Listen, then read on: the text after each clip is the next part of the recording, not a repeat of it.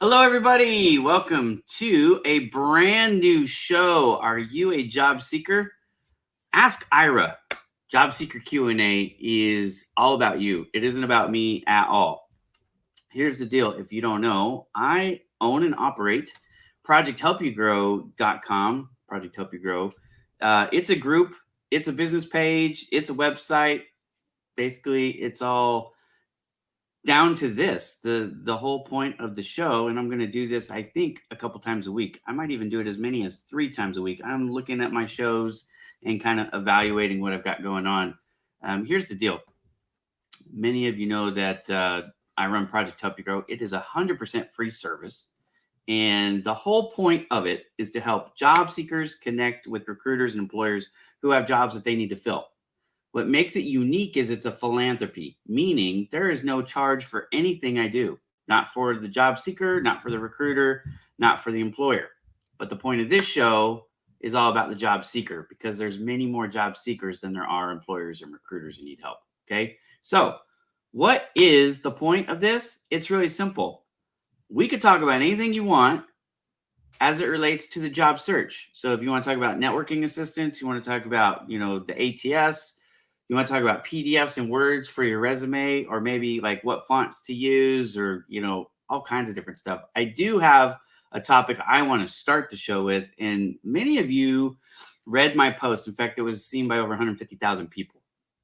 Okay. So if you read my post the other day, a couple days ago, about why you should be using Word as your default resume, as opposed to PDF, many of you commented with something that I want to address, and that's formatting, because you're worried that the recruiter somehow is going to see your formatting and it's not going to be pretty, and that's going to affect your chance of getting a job. And let me be the first to tell you that the recruiter is not the one you need to worry about. Okay, it's not the recruiter. The recruiter is not hiring you for the most part. The recruiter brings you in and gets you in front of the hiring manager, whether that's via the HR person or just directly to the hiring manager. But the recruiter, a lot of you think, is the person ultimately making the decision. Let me tell you that they are an intermediary. Most cases, the recruiter is not the one hiring.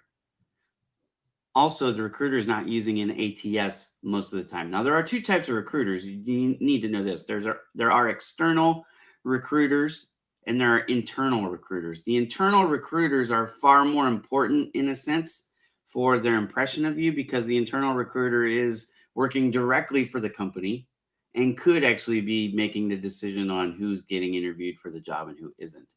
An external recruiter only gets paid, honestly, if you get not only interviewed but hired.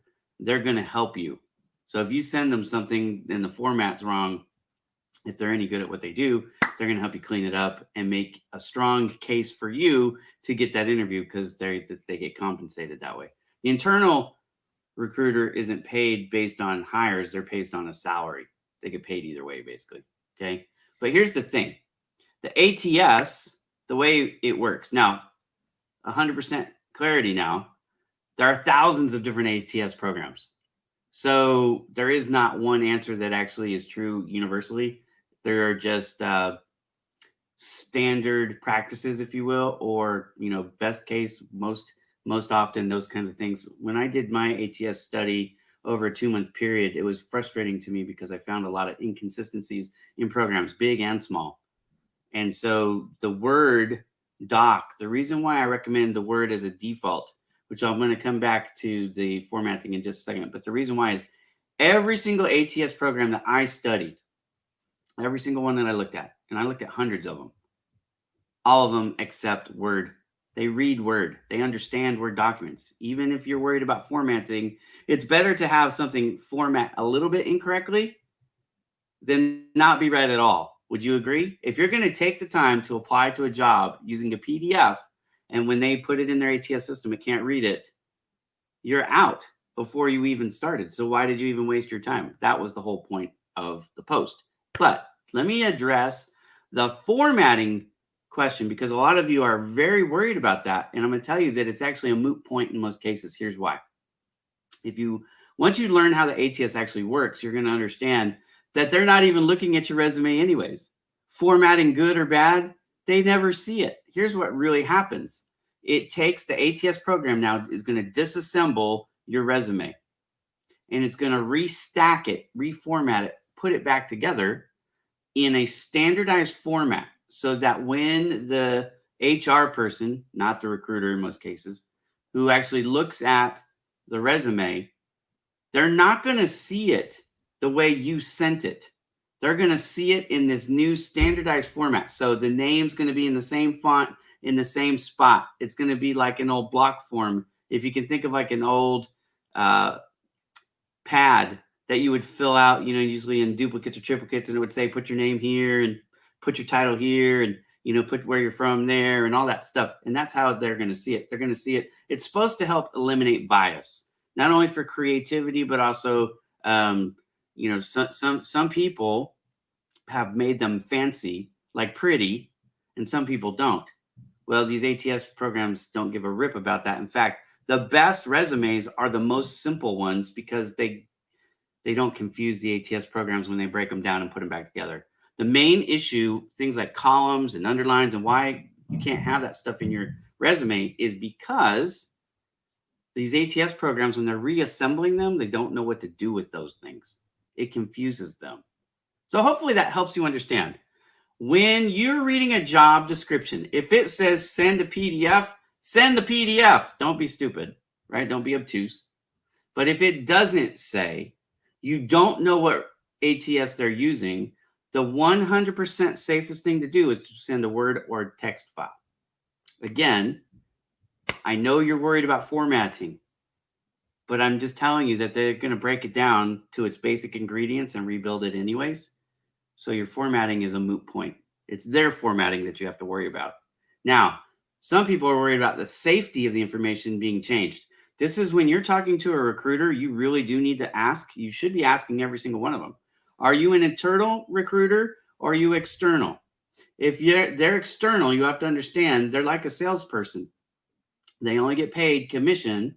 That's how they get paid when you land successfully. Some of those external recruiters do things that are not professional, and they shouldn't be doing them. And I would only send them, frankly, an OCR PDF. That would be the way that I would do that, right? What is OCR? Optical character recognition. What does that really mean?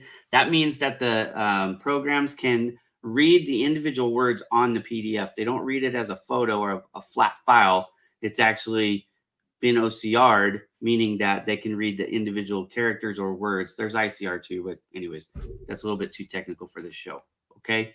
So that's how I would do it. There's probably some external recruiters out there that are mad at me right now. Sorry about that, guys. I'm not here to make anybody look good or bad. I'm here to answer the questions, and there's so much confusion on this one topic that I could talk about this the whole show and probably still not answer all the questions.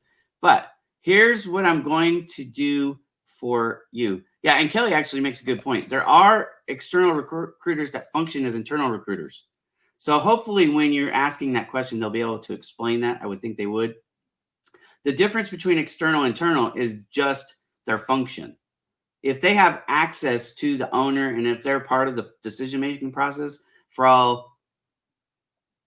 the point of this conversation, they are acting as an internal recruiter, and you need to treat them as such. An external recruiter is somebody who may or may not have ever even had a conversation with the company. They just know the job listing is there, and they think that you're a good fit for it, and they're going to try and get you in front of them so that they can get paid, whether they have a relationship or not. I mean, there's all kinds of different ways that recruiting companies do this stuff. So hopefully there are those of us that are good. There are lots of good people in external recruiters and internal recruiters. Recruiters aren't bad by nature, just like every other thing in sales. We get it too. There are plenty of salespeople that get a bad rap because there are a few bad ones, right? So it is what it is. Okay, now we want to know what questions you have. That's what I am here to answer. So I'm really going to blow past most of this, the hellos and all this stuff. If you have a question, now is the time. I want you to put it in the comment section. This is not about me. It's not a soapbox. I'm not here to opine. I'm not here to show you how smart I am. I'm here to help you if I can. And frankly, I'm still trying to figure out the durations of the show and how many times a week I'm going to have this show. I am going to do it at least once a week, I think. But I want to make sure that you guys have, I know you have questions because I see them all the time in the comments of my posts.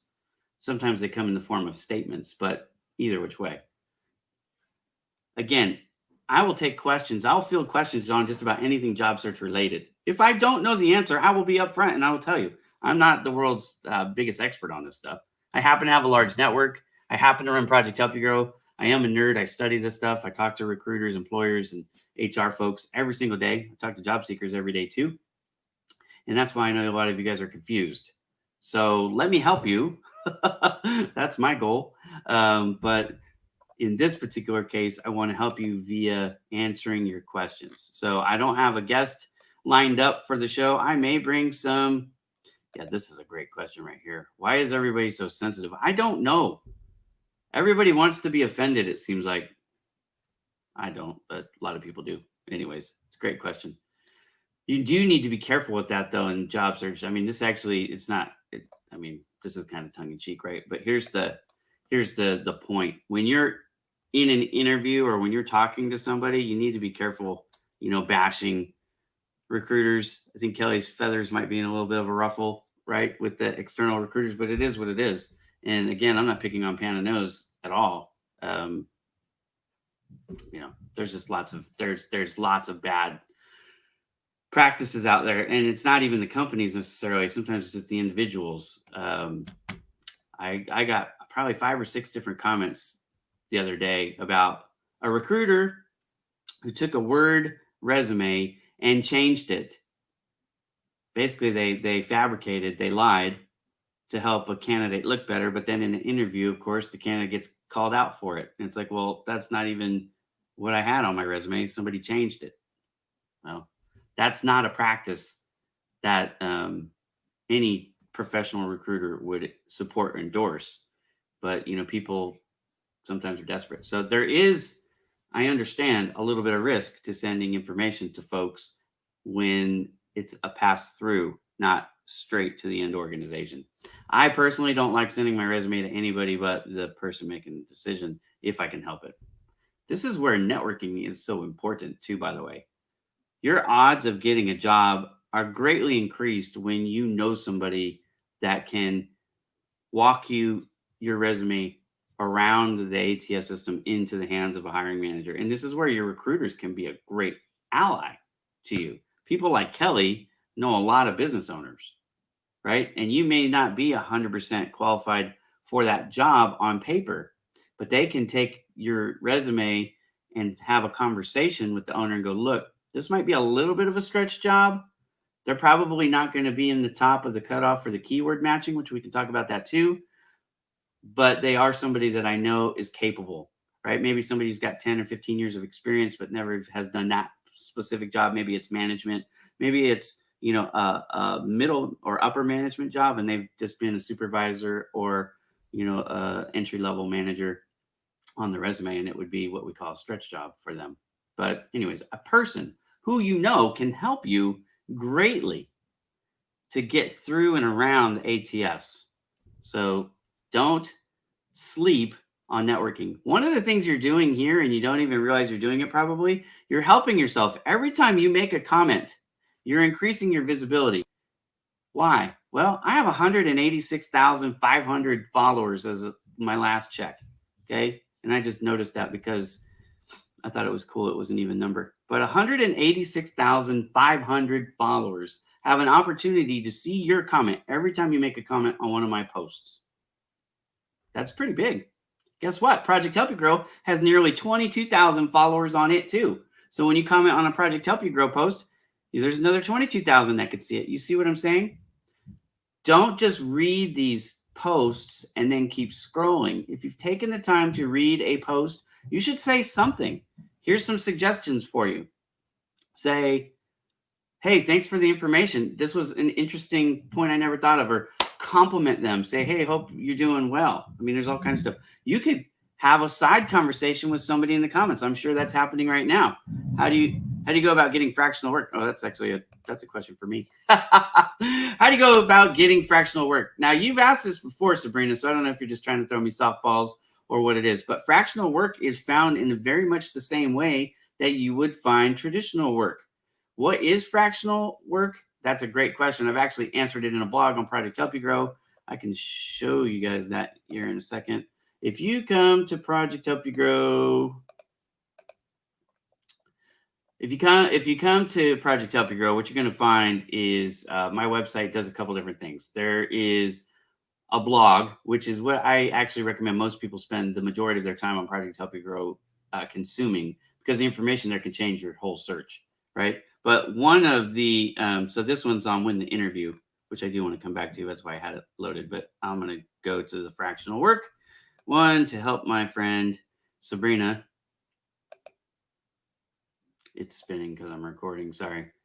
So I'll pull that up in a second. But when you go to a job listing, a job board, you're searching for jobs. Most of you, what you're doing is you're just putting full-time work, 40-hour-a-week jobs.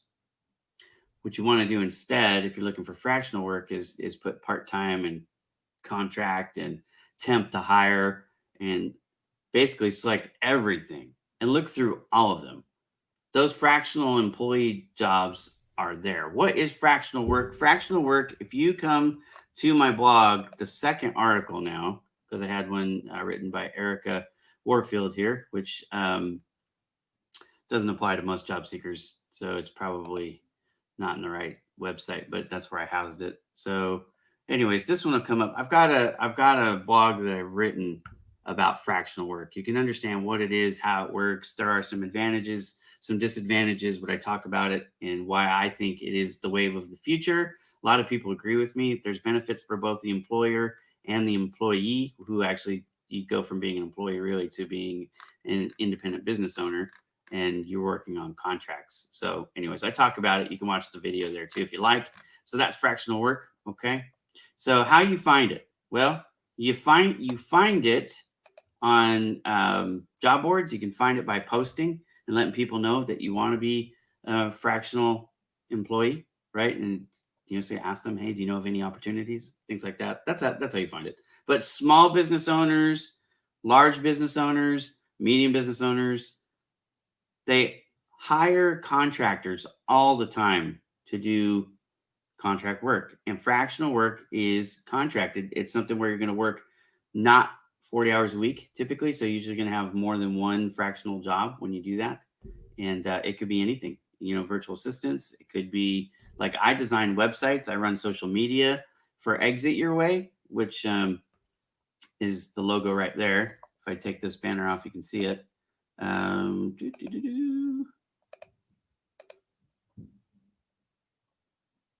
Well, because I've got that running. Okay, there it is. So Exit Your Way. Exit Your Way is a business owned by Alex. Andrew. Sorry, Cross and Damon Pistulka. They own the business, and they pay me to run their marketing and sales efforts. So, but it's a fractional role. So I don't work for them 40 hours a week. I work for them for a part of that time, and they pay me, but they actually don't pay me directly. What I did is I set up Bowman Digital Media, and then they became one of my clients at Bowman Digital Media. So if you're going to be a fractional employee, you're likely going to have to start your own company so that they can get the W-9. And anyways, there's details there that there's some minutia that has to happen. So there are some trade-offs. Okay. What is this? How does someone know they are taking the right or wrong approach in job searching? Well, I mean, there's There's a lot of strategies and there's a lot of choices when you're job searching. What I would tell you that is you'll know you're doing it right when you get hired. If you get hired quickly, that's a good thing. You want to listen to the responses that you're getting, right? So I can tell most people what's wrong with their job search based on where they're getting stuck at in the process. So for example, if you're filling out or sending your resume in to be considered for positions and you're not hearing anything back from anybody, like it's just crickets, you're likely using a bad format resume. You probably aren't keyword matching, and you might even be applying to jobs that you're not really qualified for, at least in the eyes of the people doing the evaluation. If you're getting an immediate rejection, like you hit send and within 3 minutes, 180 seconds, you're getting an automatic rejection letter, it's because your format in your resume is off. Or you answered a knockout question incorrectly. That's the other possibility there too. Like for example, if it's for a commercial driving position and you don't have a commercial driver's license, that would be a knockout question. Or a question like, are you authorized to work legally in the United States? Or have you ever been convicted of a felony? I mean, there's all kinds of different knockout questions. But you could read my blog. That's probably the fastest way because I talk about all these different things in the blogs. You just find the blog that's relevant to you. The safest way is to talk to people like myself or Kelly Robinson or Curtis Tompkins, somebody that's in the career space. You know, if you can get one of us and say, hey, I just want to make sure I'm doing this thing right and kind of go through it, ask questions. Informational interviews are something I love as well. So let's say you want to be a director of marketing. You're in college or you're unemployed. If you reach out to somebody who is doing the job that you want to do and just interview them, that's called an informational interview. You're not trying to get a job from them. You're not trying, you just want some of their time.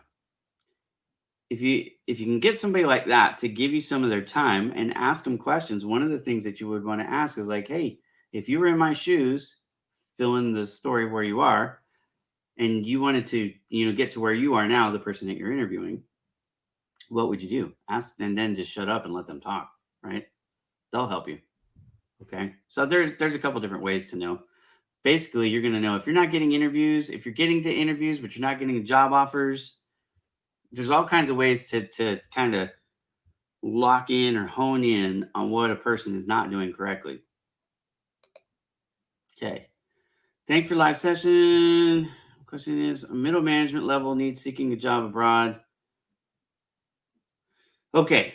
The number one thing, and I get this question a lot, and I have actually probably written more blogs and done more video podcasts on this one topic than anything else. So first suggestion, go to Project Help You Grow, consume that information because there's a lot there. But let me give you a strategy that will help you. If you're middle management, in fact, even if you're not, but if you are, you have a leg up because the higher up you are, almost the easier it is to move in a company. So when I say what I'm going to say, it'll make more sense. What I recommend people do right now, the number one strategy that I have or advice that I have for people that want to go from, this country to that country, and I still don't understand why all of you guys want to switch countries because the grass isn't always greener on the other side. It's just greener where you water it. But if you really do want to go from India to Canada or from the United States to Germany or Australia to England, wherever it is that you are and want to go, here's what you want to do. Find a company that has an office in the country you're already legally able to work. No special permission needed. That also has an office, a physical office in the place that you do want to move to. Try to get hired locally, work for them a little bit, and then request an internal transfer from office A to office B. So if you're middle management, that's actually not as difficult because those jobs are usually in high demand and they typically like to promote from within when they can. So a transfer can fill a spot. You might also find it easier to get sponsorship and reimbursement for moving expenses by doing it that way.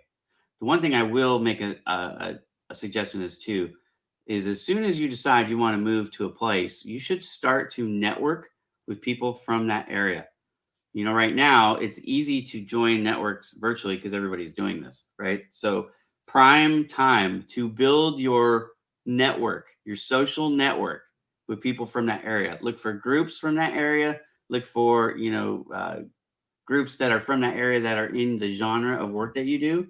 You can start to make connections that way. You can ask advice. You might even find some job offers that way once they get to know you.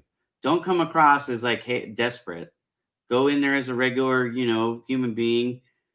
Speak about everything but your situation, basically, and let them get to know who you are as a person. Then they'll want to help you. And so there's a little bit of networking strategy for you across the board too. Don't start with a pitch, everybody. You need to make friends with people first. Joe and I, Kelly and I, we could tease each other. Sabrina and I, they know me, I know them. And then when they ask for help, I'm more inclined to do it. Or even if I just see that they need help, I'm more inclined to do it because I can see that they need help. And if it's something that I can do for them, then I will, right? So that is my advice for finding a job in a foreign place pretty quickly. What are signs of a bad recruiter? Well, let me help you with this as just a person, because this is good advice for anybody. If somebody always has the answer to every question you ever ask them just right off the top of their head, they're probably not being completely honest. Signs of honesty to me, or integrity, are the number one things that I'm looking for. So if you notice that somebody is stretching the truth in any way or hyperbole, that's a bad sign. The other thing is, and here's something that you can almost easily find out. Listen to how they talk about other people. If somebody's going to run their mouth to you about somebody else, that's a sign that they don't have high integrity. They're likely doing the same thing to you or about you to somebody else, by the way, which is awful. So for me, I'm looking for signs of trust. Also,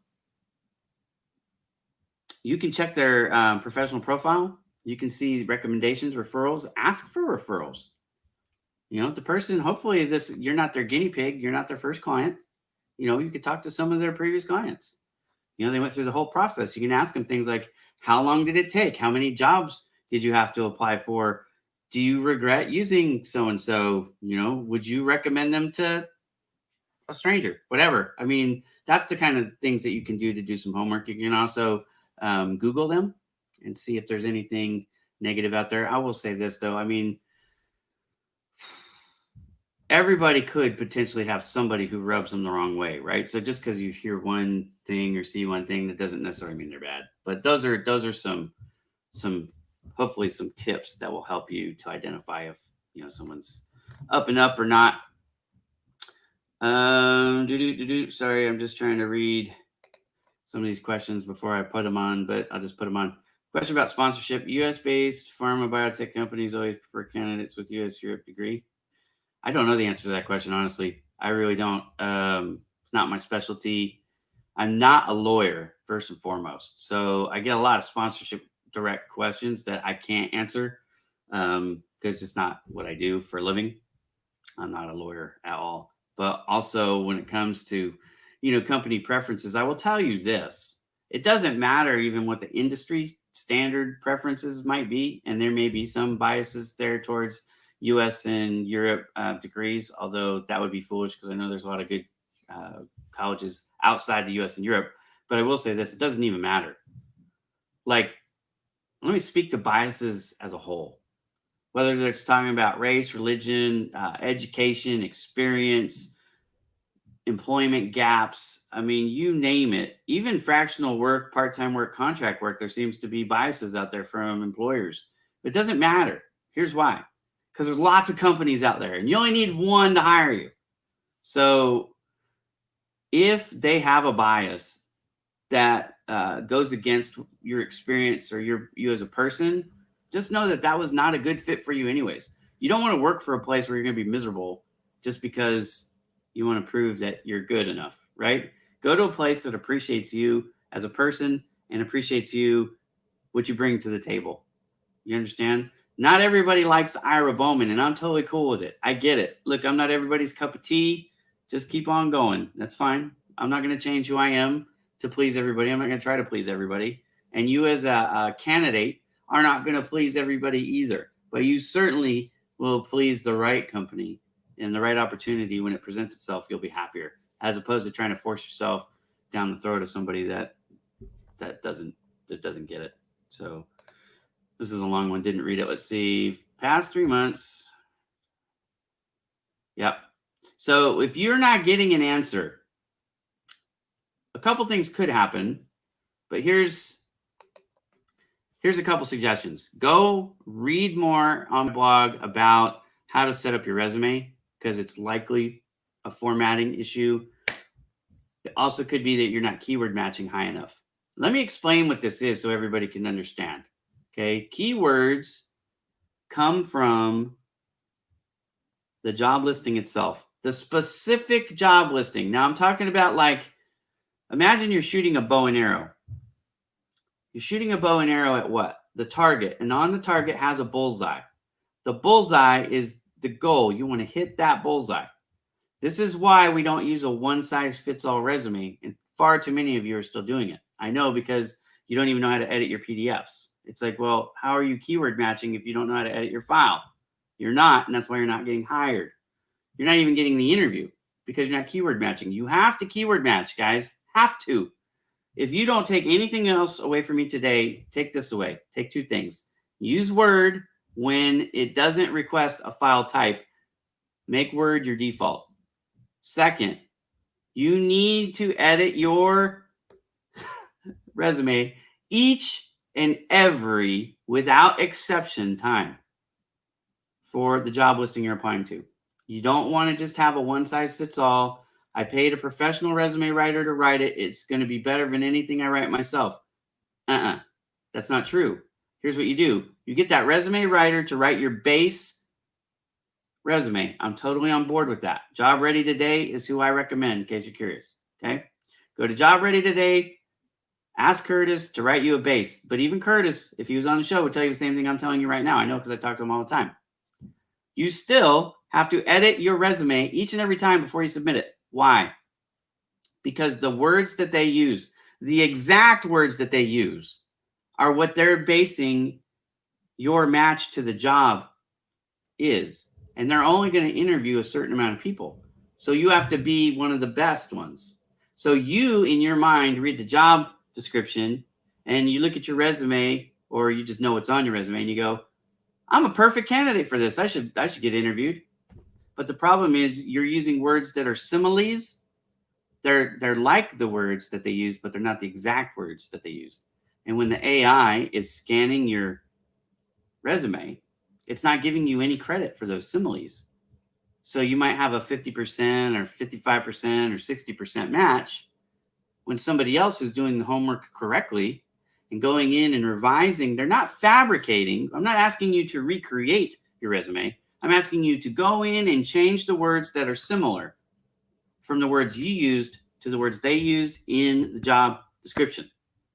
Increase that, and you increase your odds of getting the interview. Now, once you get to the interview round, you start over for the most part. And now whoever does the best at the interview prep, which is a whole nother process that you guys need to really, really work on. Don't wing your interviews. Your job depends on it. You don't have a job. Your job is to do your research and your interview prep. Again, I've got articles on all this stuff. I've got podcasts on the conversation on these topics too. So if you're not into reading, you should just watch the shows. You'll get some information, not quite as much as if you read it, but it'll be better than nothing. I hope that helps answer your question. So the answer again, formatting issues. You might be sending the wrong type of file. You're probably not keyword matching, and that's why you think you're qualified and they don't. Okay. Some companies are taking advantage of payment. Yeah, so I'm not a huge fan of working for companies without morals. I actually have people like Sabrina, who is here in the comments, willing to work for me for free, and I told her no. Okay. An internship is one thing. If it's an unpaid internship, I understand the value of the trade. But a job, no internship, no pay, that's not a job. That's volunteering.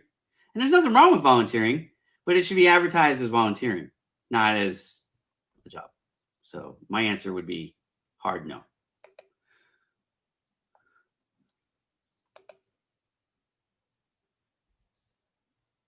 Yeah, so this is a great question. This is actually something that I learned from Kirsty Bonner. So in full disclosure, what I'm about to share goes to Kirsty Bonner's credit, not to mine. Here's the deal. I have been in sales for 20 years. I've been cold calling sales prospects for a very long time.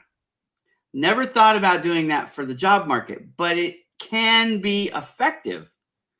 So here's the deal. If there are no jobs or you're having trouble finding job listings that match your capabilities, what you can do in your spare time, because you're not looking through job listings as much, is research the companies that you want to work for, who could use you.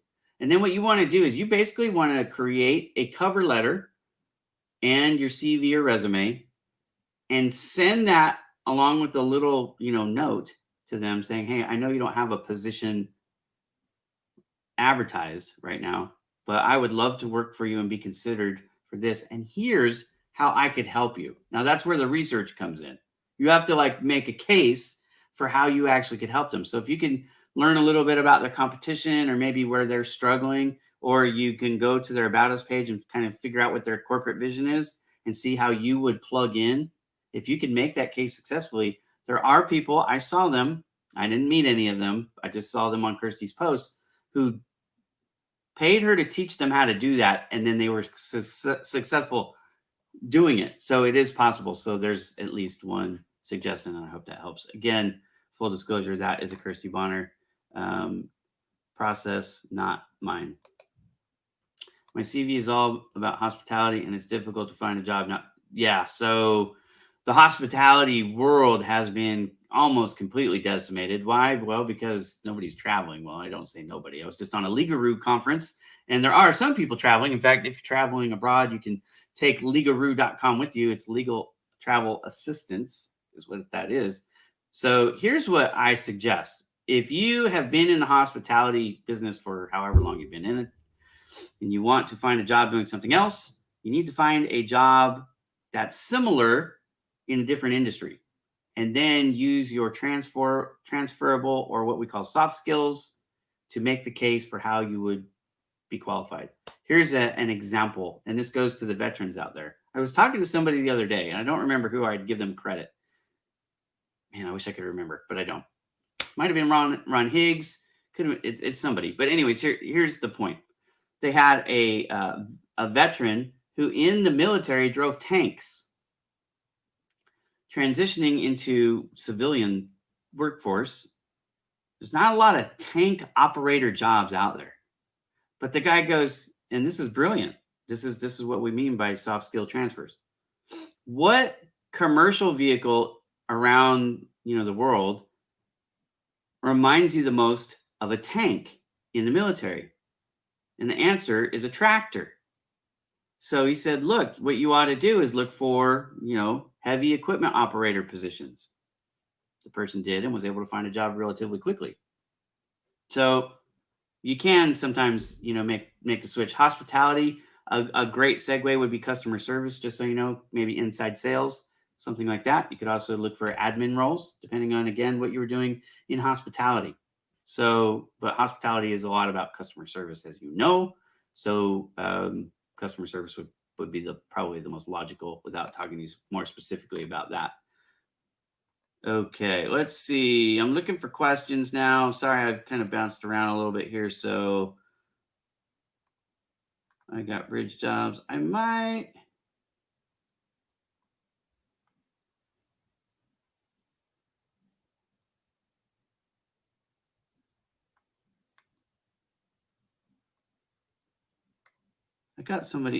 got two schools on this. Lisa is talking about the resumes. Now, I'm going to say that I actually disagree with this. I like the logic, but here's where I disagree. You have to read the job listing. If the job listing says send a PDF and you send a Word document, they might look at you like you're obtuse. So try to honor what they request if they specify. So that's only where we would diverge. If they don't specify to send a PDF, I'm sending a Word doc. If I am going to send a PDF, I am going to make sure it's OCR'd. Okay. A quick way to test, by the way, because it doesn't look like I have a bunch of new questions at the moment. So a quick way to test that. If you take the PDF and open it up as just a PDF, and then you hit Control C and then open up like Notepad and hit Control V, if it posts your words as words that you can read, you have an OCR version of a PDF, which is a good thing. If it comes back as gobbledygook, that's where you have a problem. And the reason why PDFs are not always as good as Word anyways is because there's hundreds, if not thousands, of different ways to make PDF documents. There, if everybody was using Adobe, right, it wouldn't be a problem. The problem is, we have all these different, printers or, scanners, or, there's all different ways to convert a file to a PDF, and those different ways can cause trouble.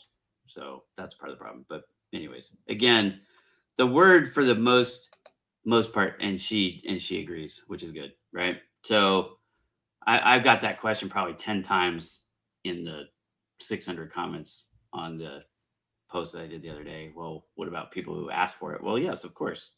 If they have an ATS that they know accepts PDF, and frankly, more and more are, it's still less than half. The majority of ATS systems, just so everybody knows out there, the majority of them still that are in use do not accept. They don't. It's what we call parsing. They don't understand the PDFs. That's the problem. But like Taleo and some of the major ones, Bluehorn and some of the major ones now, they do. So if people are using a cloud-based updated ATS, they're likely okay with the PDFs now. But the fact is, you don't know which one they're using. Most companies don't advertise what ATS they use. And even the person who wrote the job description could be asking for a PDF. And this is where it gets dangerous now. They might ask for PDFs and then the ATS still doesn't understand it because they don't understand their own system. I worked for a company as a hiring manager and I didn't know what ATS software we were using. So there's that. All right, so I am looking for questions. If you have questions, now is the time because it looks like I'm caught up. If you ask me a question and I didn't answer it, can you do me a favor and go ahead and re-ask it? Because I promise I am not trying to ignore you. It's kind of hard to monitor all of these. So let's read this together. Hi, Ira, what is your advice on career transition? Previous background was secretarial, general HR, admin, okay, finance. And now I'm a project team involved in project management for almost 4 years. Interesting, exciting. We felt a bit disappointed. Don't have adequate knowledge, qualifications, relevant skills, pursue my career as a project manager. Besides experience, I have minimum knowledge on PMP. Okay.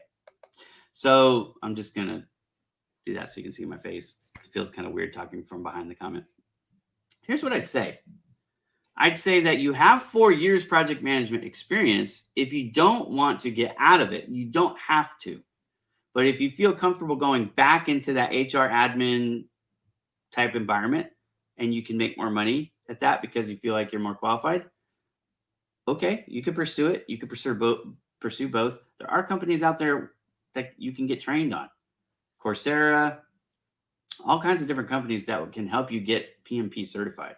So maybe instead of transitioning out, maybe you do some short-term sacrifice as far as earning less in a project management or an assistant role as you certify and finish, whatever, filling in the voids, and it could be, I'll give you a real life example from me personally.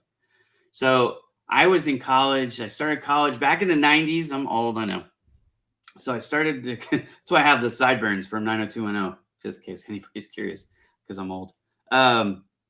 So in the 90s, I started college. I got married in the year 2000. I've been married for 20 years now.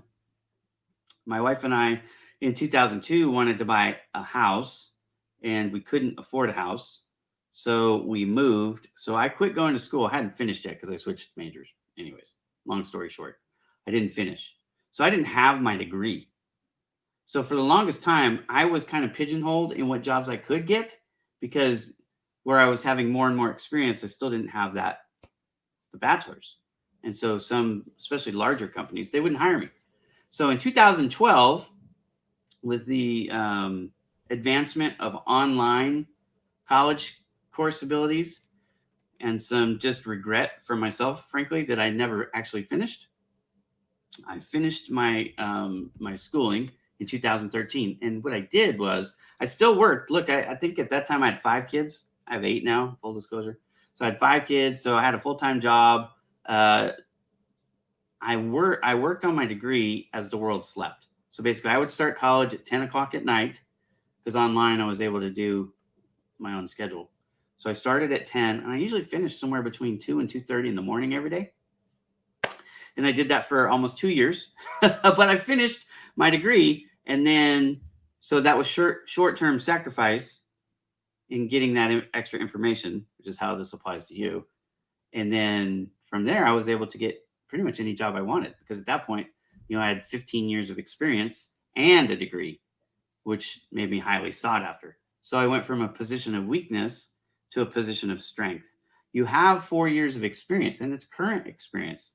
For me, if you like what you're doing, if you're passionate about it, that might be the better way, and you might not have thought of that. So I hope that helps. If not, send me a DM on LinkedIn. Let's you and I talk about that a little bit more. Maybe I can give you some better advice, but hopefully that at least help you. Thank you for making me feel better, Lisa. And you don't look a day over 29. Is it better to keep CV without? Yes. Look at me now. I don't care if you're an artist. Your CV should not be pretty. It's not about the way it looks visually. Because again, if you caught the beginning of the show, most people are not looking at your CV or resume, which are basically the same thing, guys. The resume is shorter, less information. A CV, curriculum vitae, is longer, has more information, a lot of times includes a picture and stuff like that. Anyways, depending on where you are in the world, you use one or the other. You don't use both, right? Except for, I will say this, if you're applying to a federal job, the CV format for your resume is a great idea. And we could talk about that a little bit more if you guys have questions. But government positions, I don't care if it's city, state, or federal, especially federal, you need to basically in your resume address every single bulletin point that they have in the job listing. So it takes much more space and words to do that. Because when they read your resume, which they call a resume, if it would make it easier if they would just call it a CV. But anyways, when they're looking at your resume, they want to see that you meet each and every criteria.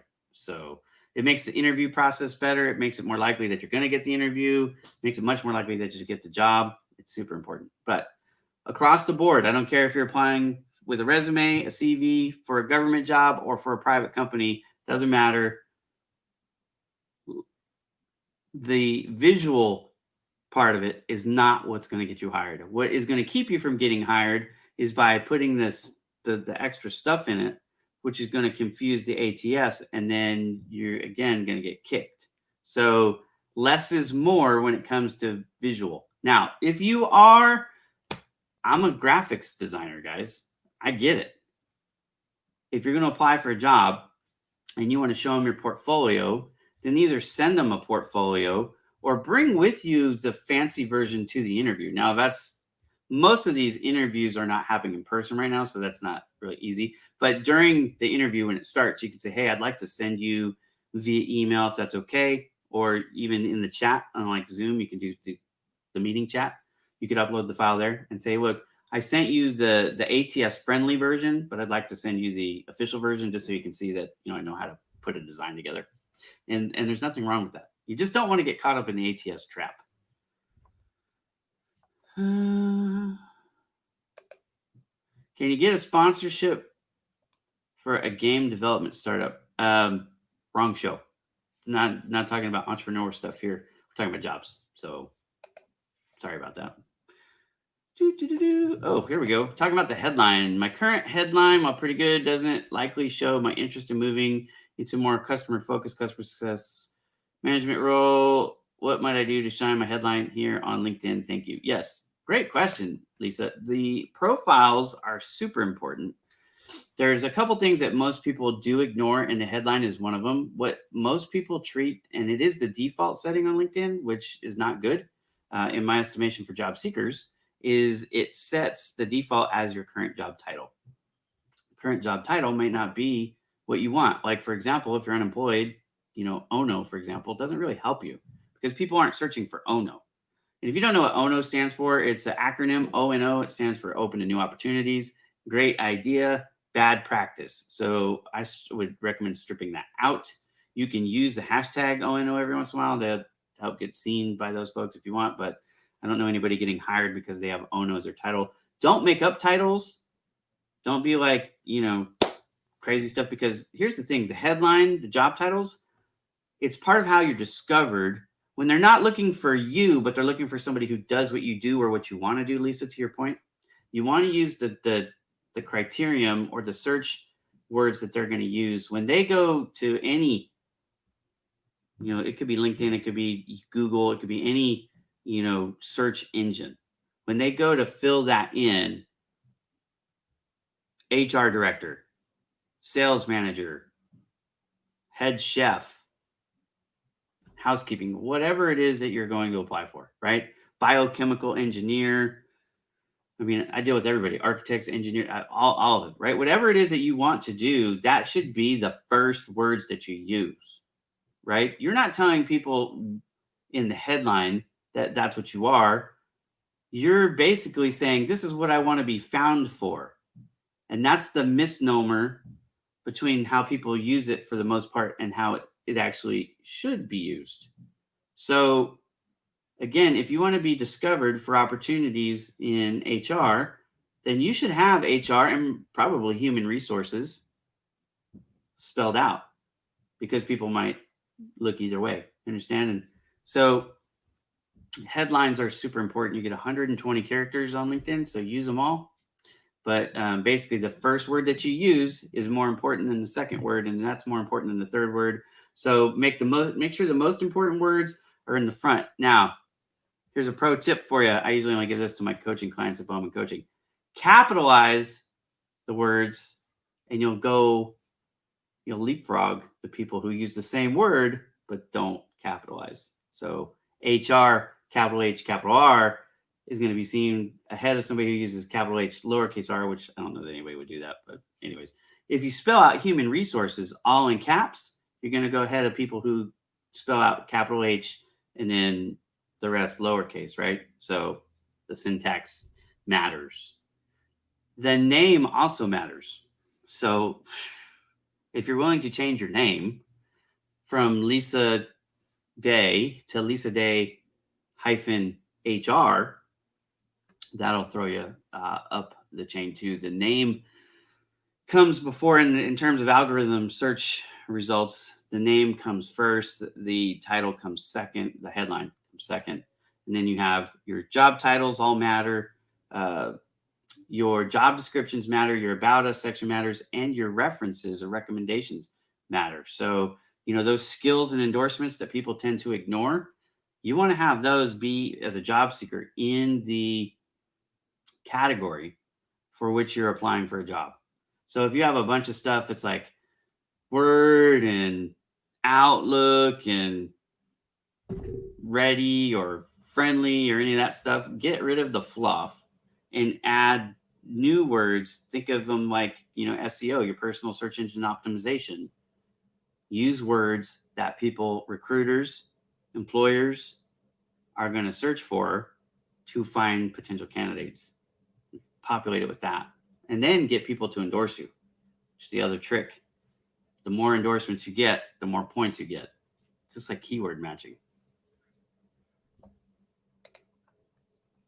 Yeah, you could put customer success. It'd be even better if you capitalized them. It might look a little funny, but yeah, could be considered aggressive. But here's the question I would ask you. Are people searching that term, customer success? they might be searching more customer service.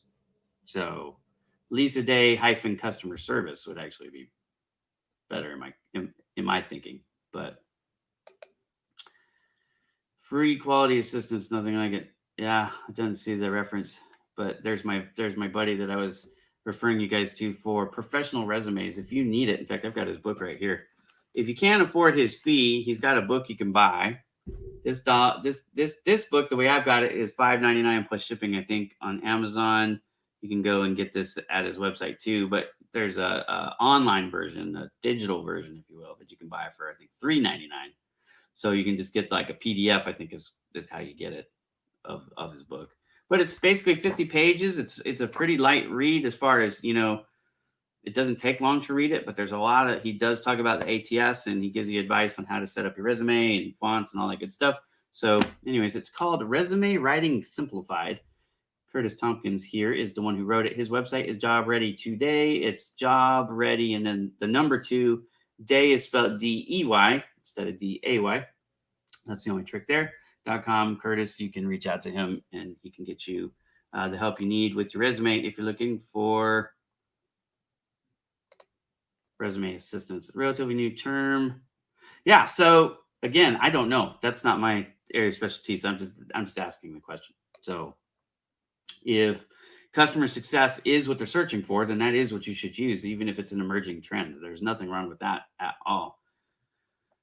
Okay, bullet points. Are we talking about bullet points on the resume? I think we are, or CV. Now you need to be careful with bullet points. You can use them safely, but what I'll say about bullet points is, first of all, you don't want to have columns. No columns ever. Okay, stay away from columns.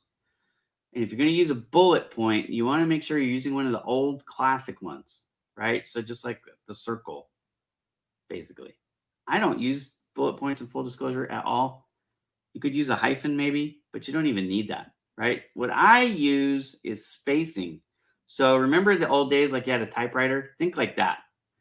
Use your tab over, make sure stuff lines up. You can use your bolds, no italics, but you can use bolds to help. You can also use font sizes to break it up a little bit too. So between spont, I don't even know what spont means, but font size, spacing, the column space, and then the tabs.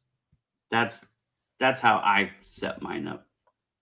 I'd like to talk about cover letters too. If anybody has cover letter questions, I had somebody ask me the other day if I have a template cover letter, and I actually don't have my own template cover letter, but I do have like a block format, an outline, if you will, of what the cover letter should look like in my estimation.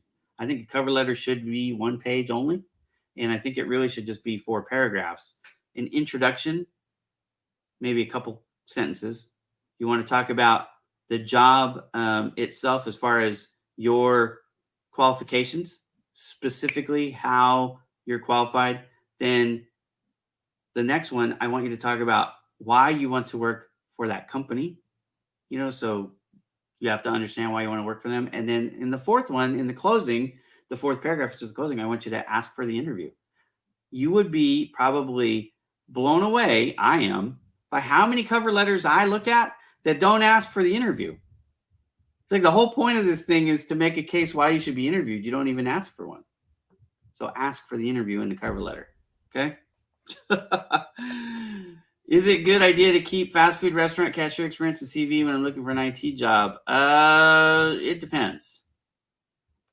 I'd need to know a little bit more about that. Likely not would be my first thought process on that. But let's say you've only had 2 jobs, then you might want to leave it, especially on a CV, which is longer, right? But usually you want to show relevant experience. Also, you might have, the value for that being on your CV might be the length of time. If you've worked a few jobs for like a year or 2 years, and that job maybe you worked 4 or 5 years, you want to show that you're not unstable. So there are advantages to having that, especially if it's early experience. Let's say you've only been working, it looks like you're relatively young. I'm just going to make that quick judgment. I could be wrong here, but anyways, let's say you're 30 and you've been working since you were 21. You've got 9 overall years experience. the cashier, fast food cashier job was your first job, you did it for 3 years, I would leave it on there in that scenario, right? Less than 10 years of experience, couple jobs, longer period. Like if it was, not your first job and it was only a couple months, in that case, I would pull it off. So the answer yes or no is going to depend on the circumstances. I would need a little bit more information from you to tell you specifically, but my overall thought process is probably not, except for the situations that I've just discussed. Okay. Block format works. Yeah, Sabrina knows. I taught her how to write the resume or the cover letter too. Oh, it's my pleasure. Yeah, a lot of people, it's funny. When I started Project Help You Grow, there was a lot of skeptics out there. I was accused of somebody actually of being a con artist, which is what it is. But, they couldn't understand why I would do Project Help You Grow for free. It was my first website. It wasn't even, it's not, I have 3 now in full disclosure. I have irabowman.com and I have bowmandigitalmedia.com and I make money on those. But Project Help You Grow was my first. It's a philanthropy. It's free. And they're like, why wouldn't you charge for this stuff? It's a lot of work and you're paying to run it. And it's like, yeah, I know. But my heart is to help people. So it's always been, the thing. A lot of you don't know this. I was homeless at one point in my life. And, being broke really, really sucks. So helping people find jobs is something that I like to do. So I give it my all as I do everything. That's why I have 8 kids. I don't know when to stop. It is what it is. I have a hashtag, active hashtag strive for 9, and my wife has an active hashtag that 8 is enough. And if she had thought of, 8 is enough sooner, we might only have 6 or 5, but she didn't. So we have 8. There you go. All right. I'm looking. Is there any questions that I missed? If you guys have a question that I missed, I am really sorry, but I am scrolling through right now to see if there are any that I can find. I don't have an assistant, so it's just me reading through this as I'm doing the live show, which I know is... Oh, here's one that I missed. Should we always try to connect and contact HR person before applying for the job? No, that's not necessary, but I would... There's a couple different things that I do. Okay. You don't have to connect with everybody right away. First of all, on social media, let's just start there. Networking tip. I don't care if it's Facebook, LinkedIn, Twitter, whatever. On social media, if you send somebody a connection request and they don't know you and you don't know them, especially if you're not putting a message, it can be a little awkward, right? So don't do that. If you're going to send somebody a connection request, say hello, tell them why you want to connect, right? But I'm going to tell you that even before you do that, just engage with them in one of their posts or a couple of their posts. Like, let them see your face, let them get to interact with you. They might be really grumpy. You might not want to connect with them. You know what I mean? You don't know. So is it necessary to connect with HR? It's not necessary that you connect with them before you apply for the job. Is it appropriate to connect with them through the process? Perhaps. I will say this. Part of my answer would be predicated on how you engage on social media as well. So if everything you do on social media is professional, you're not putting party pictures and you're not talking about, anything illicit or illegal, which you're probably not, then it could be safe, right, to connect. But if you're doing things that you wouldn't want your employer to know about, connecting with HR on social media is probably not the wisest move, right? So don't flaunt the things that you don't want them to know about, basically. And HR can tend to be a little bit like the social media introvert for that reason. Like, it's not that they are not nice people. A lot of them are very nice people, but they know that if they see it, they have to, that's their responsibility. They have to report it. They have to, you know what I mean? So it's almost better to not connect with them on social media. Do you want to talk with them throughout the hiring process, maybe via email or a phone call? I would recommend that. In most cases, it's good to get to know the employer as much as you can. If they give you access to do it, then take advantage of it. Connecting, got to be careful there. Oh, here we go. What to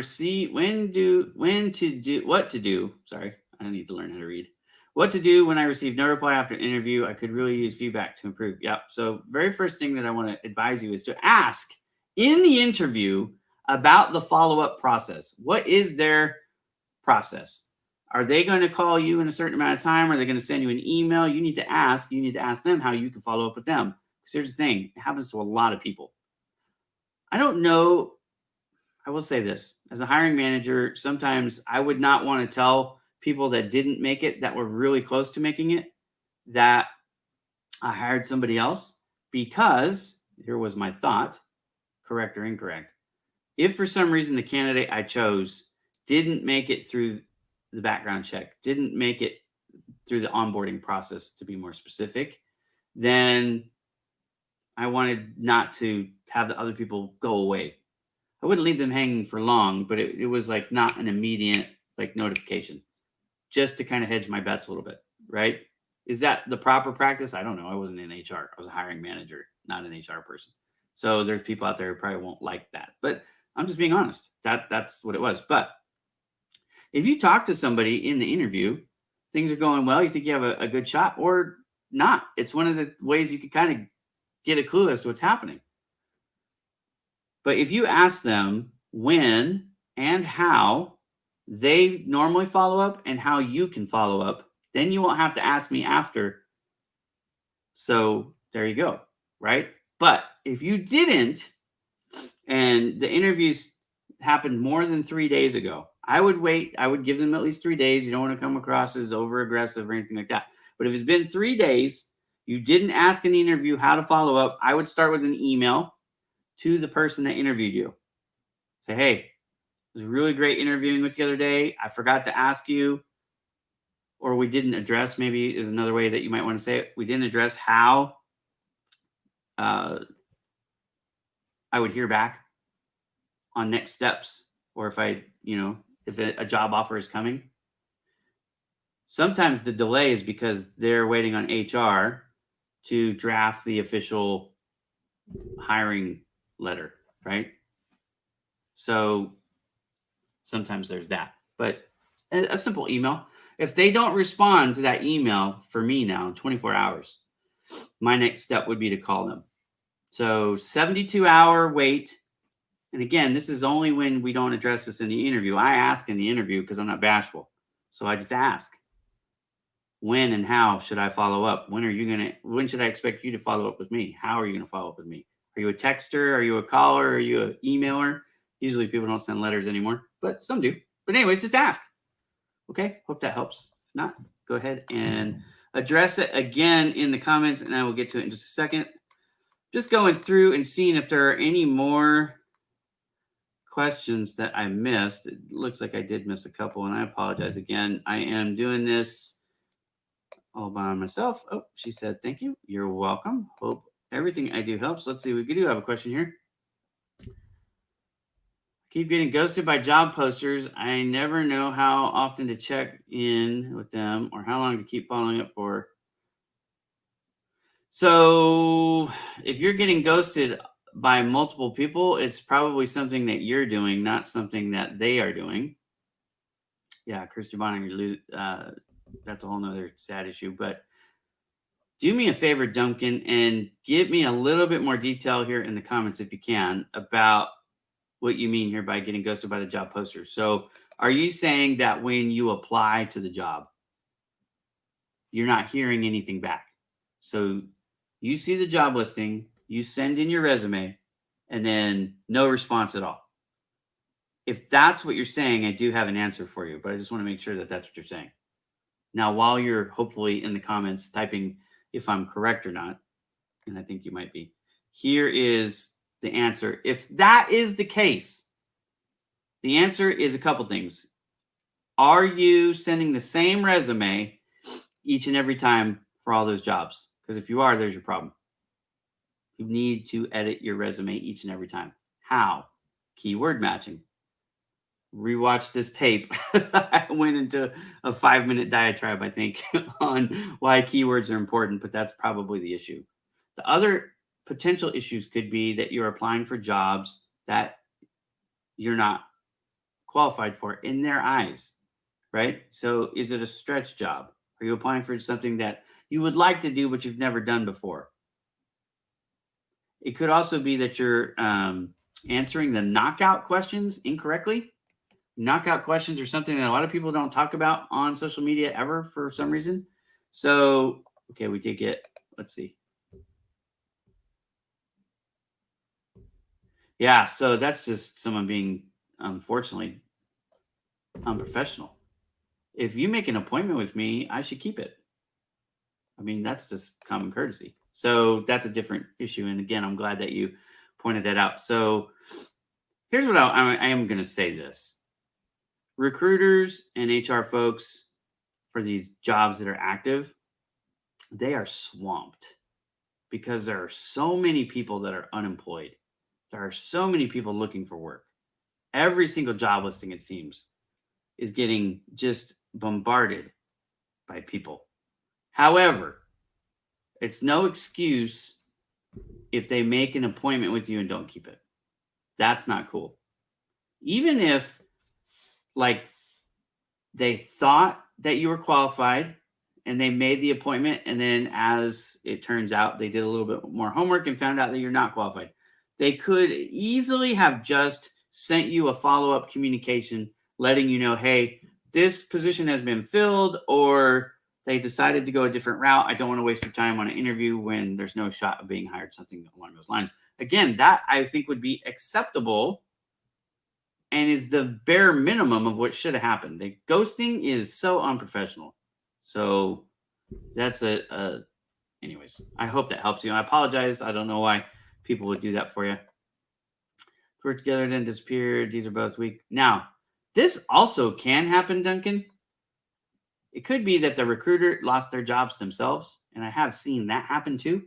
So you get a recruiter who, and especially if they're an external recruiter, so they're not working for the company that they were, posting the job for or working on the behalf of that company, right? It was like a contract gig. They lost their job. The people at the original company, the one that's actually hiring, didn't know you existed yet because you hadn't been introduced via that recruiter. That could be going on too, because recruiters are losing their jobs as well.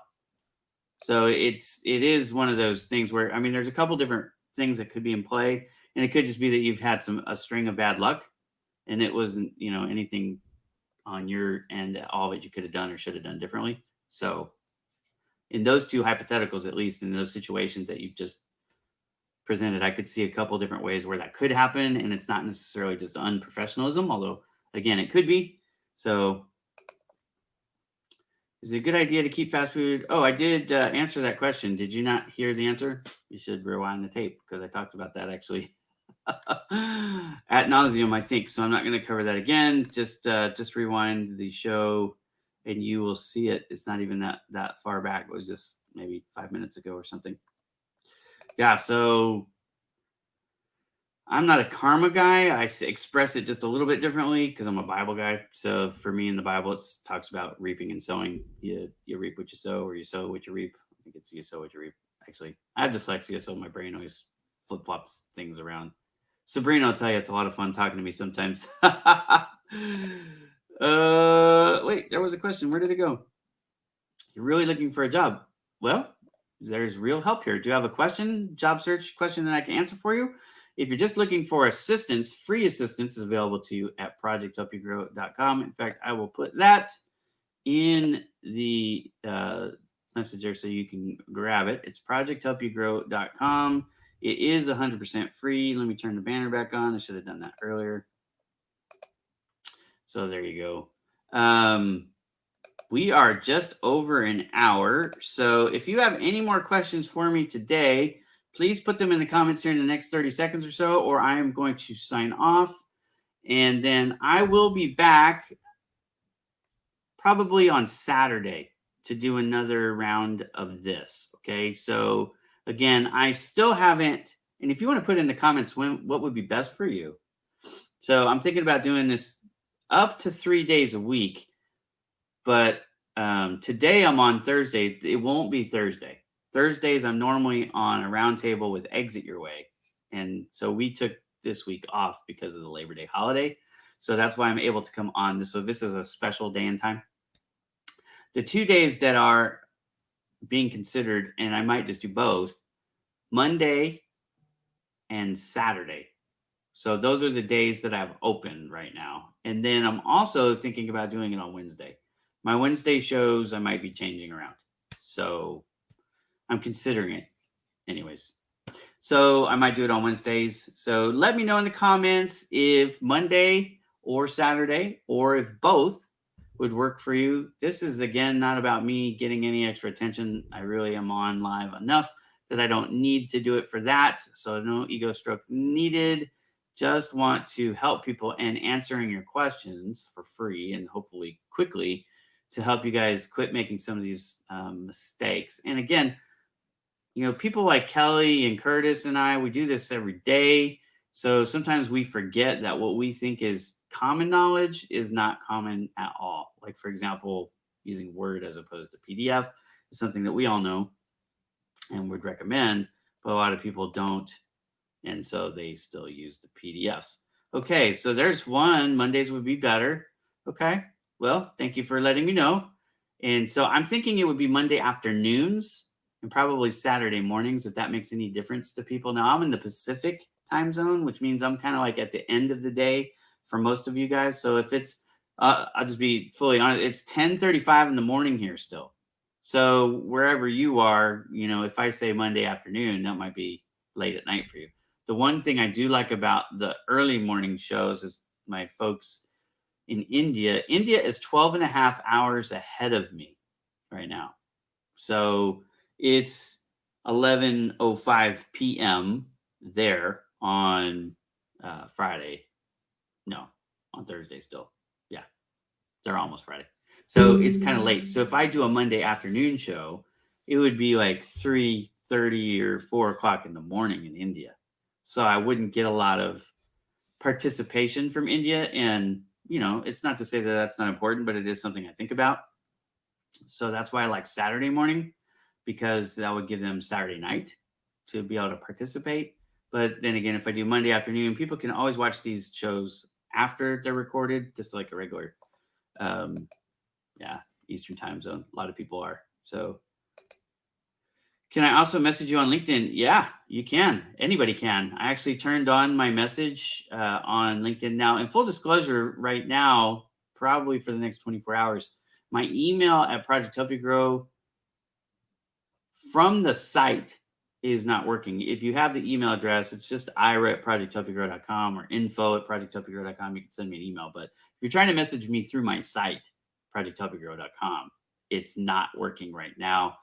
I have to update an API key or some nonsense. And so anyways, there's that. But once I'm done, then it'll work. Should be up in the next 24 hours or so. So I didn't realize I wasn't getting some of these messages when I transferred my server over. So for the last 3 weeks, people have been trying to get a hold of me and I didn't know it. So I apologize if you think I've ghosted you. There's another reason sometimes you get ghosted, because the communication doesn't make it to the intended target. So there you go. Please check your inbox. I will. And I respond to almost all the direct messages I get. I don't respond to the spam pitches, though, just so you know. If you send me a DM that says hi, I won't respond. If you send me something telling me how your company is going to save me money, and I'm not going to respond to that either. So just so you know. But if you send me a legitimate question, I will answer it. So you're welcome for that. I think that's it. I don't see any more questions. I do see people asking or saying thank you and stuff like that. So that's cool. So again, I will be on Saturday. I'm going to say probably 9 a.m. Pacific. Don't hold me to it, because, I'm going to say ish. If you guys know what ish means, it means it won't be before. I might be at 9:30 my time. Saturday, in full disclosure, is the one day I actually get to sleep in, because I go to church on Sundays, which is why the show wouldn't be on a Sunday. So I don't want to commit to a Sunday show. I might do, again, some special stuff on Sundays here and there, but it's just I don't want to make that a regular day. So that's my day off, basically. So yeah, thank you, Lisa. I feel like you and I were having a private conversation here at the end, which is kind of cool. Oh, here we go. We do have one more question here. Thank you. My biggest problem was the cover letter. Also, as a starter, is it better to use CV or resume in places where they're asking for either? Okay, as a starter, here's your clue. As a starter, resume is shorter. I would go that way if they're giving you the option to use one or the other, right? If it was a more advanced role in an area that leans towards resume, or I'm sorry, CV, then I probably would say CV. But if they're giving you the option, and I don't know where you are, because that's actually, let me know if you would. That's interesting. I didn't know there was a place where they would give you the option to do either or, because usually people do specify one or the other, and it's usually based on the region. Yeah, so that's going to be the show. That's going to be my next show time for this. Now I do have Follow Me Live. That's Friday at 9 o'clock. So that's again Friday at noon for you. Follow me if you don't know about Follow Me. Follow Me is how I help you guys build your networks, right? If you don't know, I have 186,500 followers. And people always ask me, how did I get them? Well, I got them by making comments on people's posts and my own posts and being friendly on social media. I know it's crazy, but it works. It really does. So Follow Me, the whole thing is you make a comment, you say, I want followers, or you want connections if you're open to connections still. And then what you do is you go through and you view the profiles of everybody else who's made a comment. You hit the follow button, you follow them, and then you comment and say, hey, I just followed you. Would you follow me back? And are you open to connect?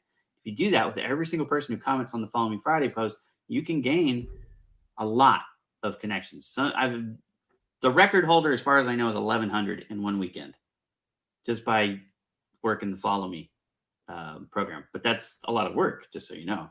But most people gain somewhere between 10 and 50. But hey, 10 and 50 followers every Friday adds up. So there's that.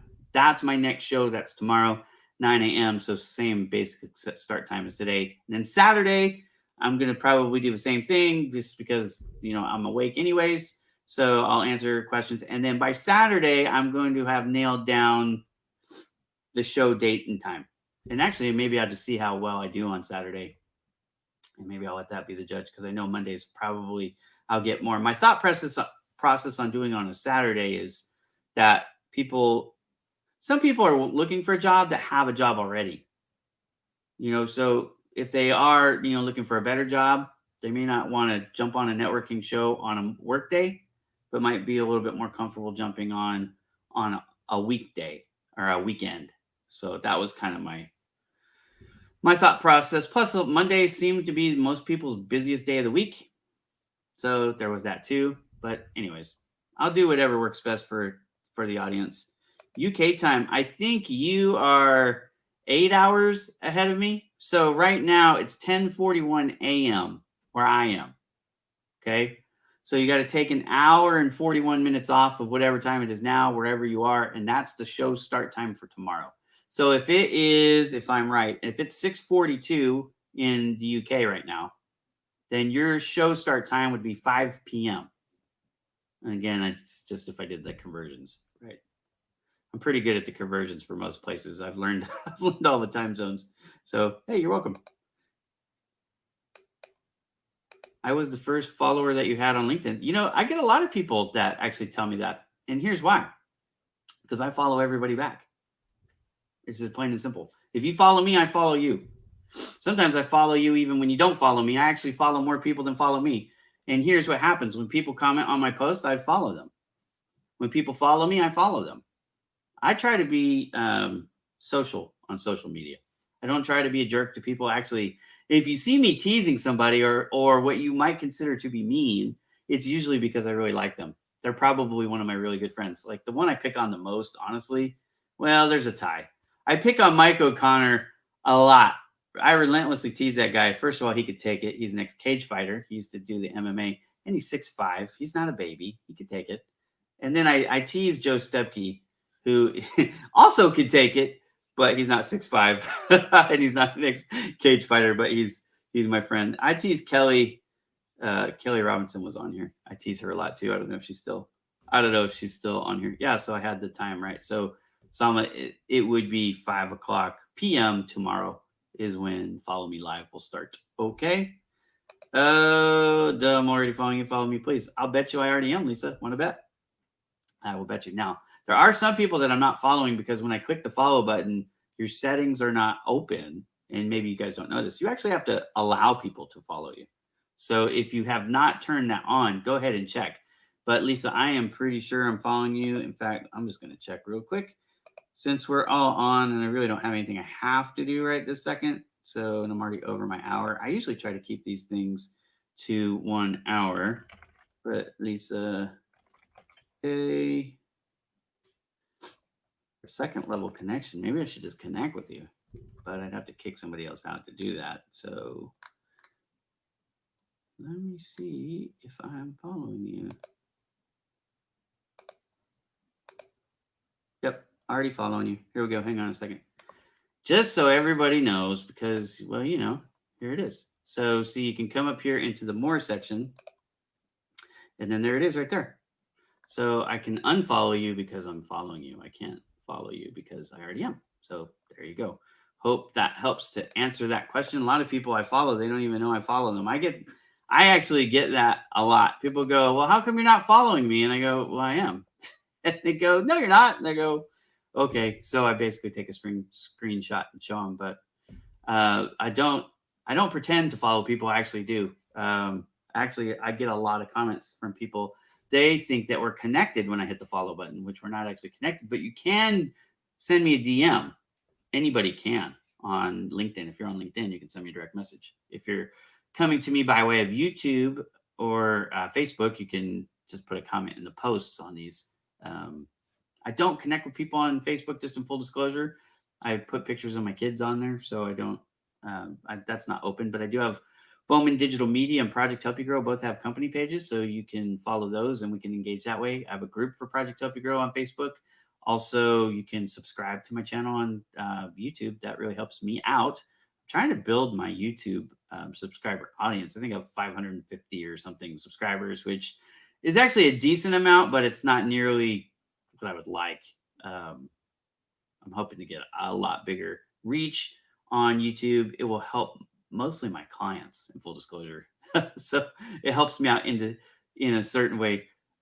To the question, somebody said, you know, why or how can you do Project Help You Grow work? And I do put a lot of work. I'm working 40 hours a week right now on Project Help You Grow because it's just me. And people go, how do you do that? I go, well, you know, I have a business now that I run, Bowman Digital Media and Bowman Coaching. And, you know, that pays for my living. So I don't have to charge for Project Help You Grow. And before that, before I ran my business, I had a full-time job. And I would work the full-time job, but then after hours and on the weekends, I would run Project Help You Grow. And so that's just how I've done it for the last, well, I'm on my 3rd year now.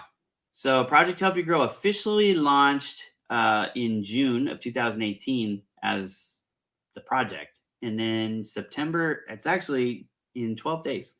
September 22nd, 2018 was the day we flipped the switch. And I say we, I mean Dealers League. Dealers League was the developer for me of the website. They created, and Michael Massa, and I was actually just talking to Joseph today. He was helping me with my email transition. Anyways, those guys set up the site. They ran it for me for 2 years. And I actually just took over the full-time running it myself because, you know, I make and run websites for my clients. It just didn't make sense for me to pay somebody to do that anymore. When that's what I get paid to do. So I'm like, okay, I need to do that. So it made sense. But anyways, September 22nd is going to be the anniversary or birthday, if you will, of Project Help You Grow. So I'm sure I'll make a post about that. I did last year. I had a little birthday cake with the 1 in it. So this year I'll do something with the 2. But anyways, the website is going to be officially 2 years old on September 22nd. And I've had over 400,000 visitors on the website since the day it launched without spending any money, not a single penny in advertising, which I think is awesome. We're averaging this week 450 people per day, which is a pretty good average. The website over its life averages anywhere from 250 users on a slow day to 1,500 users on heavy day. And so, you know, it's helping a lot of people and it works everywhere. I have people from China. I have people from Africa. I have people from India. I have people from the UAE, from Canada, from the United States, from down in South America, like Brazil and Argentina, even. I mean, I have people from all over. When I launched the site, when it launched, I wasn't sure if every country was going to let their citizens have access to it, but I don't have any regional restrictions at all. In fact, you don't even have to post jobs in English on the website. I have plenty that are in, well, they're in languages I don't understand, frankly. So I don't know if they're Chinese, Japanese, or Korean, but I don't read Mandarin or any derivatives thereof. So I don't always know what the language is. And then there's some that are like in German or French, and I don't read those languages either, although I can typically recognize that that's what they are. And then I don't know if there's any in Italian right now, but there were some in Italian, and even some from Israel that were in Hebrew, which I thought was kind of cool. So yeah, Project Help You Grow. It's an interesting thing. If you've never checked it out, you might want to go ahead and check it out. Again, what people love about the website, besides the fact that it's free, which is cool. There are no ads. There's no pop-ups. You don't even have to sign up for an account to use it. The only people that have to have an account on Project Help You Grow are the employers or recruiters who want to list their own jobs. So if you want to do that, you do have to sign up for an account. But to look through the job listings, to read the blog, to watch the podcasts, it's all you can do that without signing up for an account. And there is no like shopping cart, or you can't even make a donation on the website. I don't even have like a donate button, which some people actually have suggested that I put that on there. But for me, it was never about money. It's just about helping. So I pay for it out of my pocket. In full disclosure, I do get help from Kelly Robinson, who is my one and only sponsor, but she gives me money every month. And look, I want to give her credit too, because even through this pandemic, never once has she missed a payment. She's always been prompt with her payments. She committed to it, and she's stuck with it. So I try to give her as much credit for that sponsorship as I can, because I really do appreciate it. It was something that I think she even approached me about it. I don't remember how that happened. Honestly, it happened a while ago. She's been doing it for 7 or 8 months, and I don't remember how it started anymore. But it's a blessing. So Kelly, if you're still on, thank you so much for supporting me. And if you're trying to reach out to her, her website is PannaKnows. It's PannaKnows.com. And she has job listings on her site too. So I think she had, last time I checked, she had like 150 job listings on her website. So maybe something that you will qualify for. Give it a check. So what was the question, Purity? I don't remember. I was actually just about to leave, but if you can put it in the comments real quick, I will. I do follow back. I actually follow back on YouTube and Twitter and Instagram, pretty much all social media. Like I said, the one exception for me is Facebook, and that's really just that's just to kind of keep my kids. Again, I have 8 kids, so I don't need creeps or whatever trying to do God knows what with photos of my kids. I just and I take pictures. Part of photography and video creation is part of what I do for a living, and I offer those services via Bowman Digital Media. So if you sent me a message via Project Help You Grow, then yeah, I didn't get it. And I didn't even realize that I wasn't getting these messages until a few days ago. But when I recognized I wasn't getting them, then like I said, I had my friends over at Dealers League help me out. And Joseph, who's, one of the owners of Dealers League, and I actually were working on it till about 2:00 this morning for me. So I was up really late, and then I got up really early because I had a Leagueroo conference that started at 7 a.m. my time. So I got about 4 hours of sleep. So coffee. But the issue is actually still not resolved, but it will be resolved. We needed some help from SMTP service. So there's a service ticket in on that to get that straightened away. First time I'm seeing live in LinkedIn. Yeah, well, I go live 4 or 5 times a week sometimes even more than that. But I have 4 regularly scheduled programs. I actually just announced that I'm going to be doing at least one more, maybe 2. So I'm on, but I'm also on YouTube and Facebook. I actually simulcast on all 3 every time now. I was for the longest time just doing it on LinkedIn because that's where most of my audience is, right?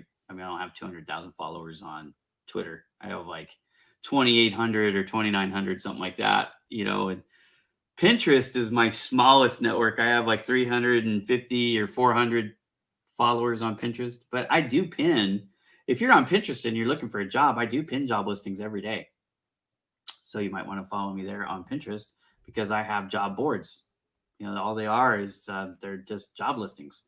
So again, if you're looking for a job, Pinterest is a place not to ignore. And then, of course, there is, Twitter, Instagram. Now, Instagram is probably the least help for you guys with respects to the job search. So if you don't want to follow me on Instagram, by all means, you don't have to. But if you're interested in my life outside of this, that's where I do some, I do share some goofy stuff. Like for me, I'm not embarrassed. It's just part of who I am. So I don't mind you guys getting to know me that way. I don't put pictures of my kids usually on the Instagram. That's the difference between Instagram and Facebook for me.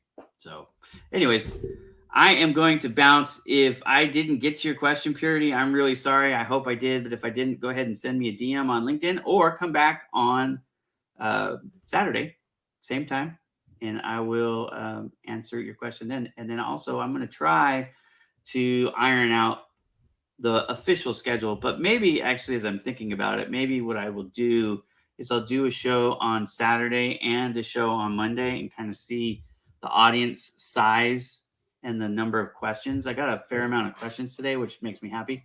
So if I get good engagement on both days, then I'll probably just do it on both days because I'm not opposed to committing the time to do it. I just want to make sure it's needed before I commit to it. So maybe I will do a test this weekend. So anyways, look for me on Saturday, look for me on Monday. And I hope you all are well too. Thanks, Lisa. And now you know I'm following you. So hopefully that makes your day. And Lisa, I'm going to see, I might just send you a friend request because I like you. So I might make you a spot. So be on the lookout for that. Hope you all have a great day. I'm going to turn on the music and let's boogie out of here together. I love music. Did you know that? My very first major in college, I was a singer. I do put karaoke up on Facebook. That is one goofy thing I do. Every once in a while, I put it on LinkedIn. Many of you probably saw my tribute to Kirsty Bonner. I did that one. In full disclosure, that one was awful. I should redo it. It was hard to sing that day. I was emotional. So, anyways, I butchered the Boys to Men song. See you tomorrow, 9 a.m. Pacific time. That's 5 p.m. in UK. That's 9:30 p.m. tomorrow in India. Okay? Noon on the East Coast. Follow me live is how you're going to build your network. My name's Ira. Until next time.